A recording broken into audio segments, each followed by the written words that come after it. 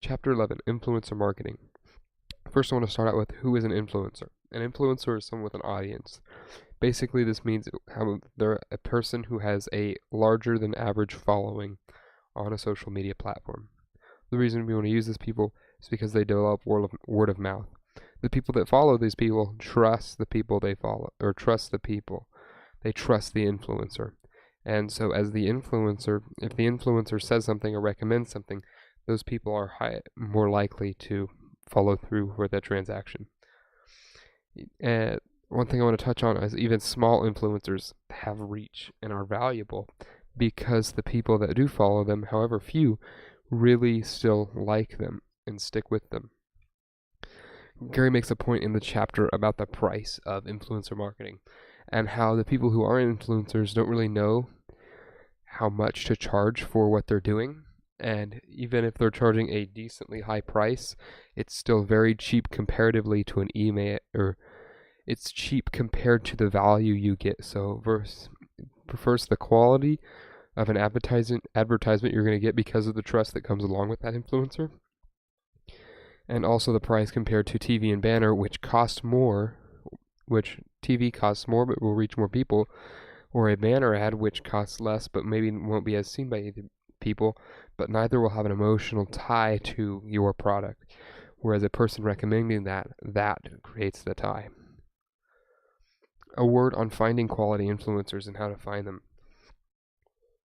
So a quality influencer, two things you want to look at. Number one, who are they reaching, and does that fit your business? And two, what is their engagement like? The who is they're reaching contests to, if you're a business that sells products to older people, do not go and contact an influencer who has a lot of young followers.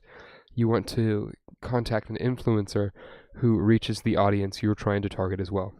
And second, you want to look at their engagement, what their engagement's like. Because the poorer their engagement, the more you're going to be like a banner ad and people just aren't going to care. But if the engagement's good, then the community trusts that influencer, and you're more likely to convert that marketing to convert the influencer's pitch of your business and recommendation of your business into sales. He transitions this into a statement about your brand should be on any platform that has a meaningful scale within your target audience.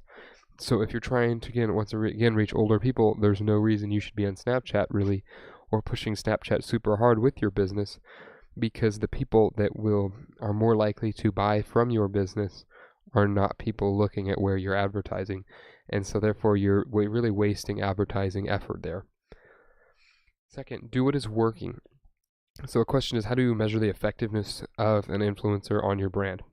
And basically, it's just comparing, what are your sales per an amount of time? So are you getting more sales per week with the influencer ad than not? And so by using those two metrics and comparing with the influencer and without the influencer over the same set of time, based on a metric of sales or dollars earned or revenue or whatever, then by using that metric, you can see how effective the influencer is being.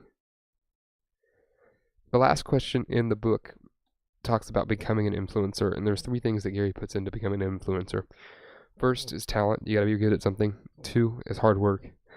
And neither of those, even though he says they're cliche, neither are fungible. They must both be there. And then 3 is early. And this is kind of like the luck component. You have to be early on a platform while it's developing. So, because there's no new platforms on the horizon, what he recommends is that you would hone your skills on the current platform and then wait for the next platform's coming, and when you see it coming, jump onto that one and become that flag and hit huge growth while that platform grows. So that's how to become an influencer. That's chapter 11, Influencer Marketing by GaryVee.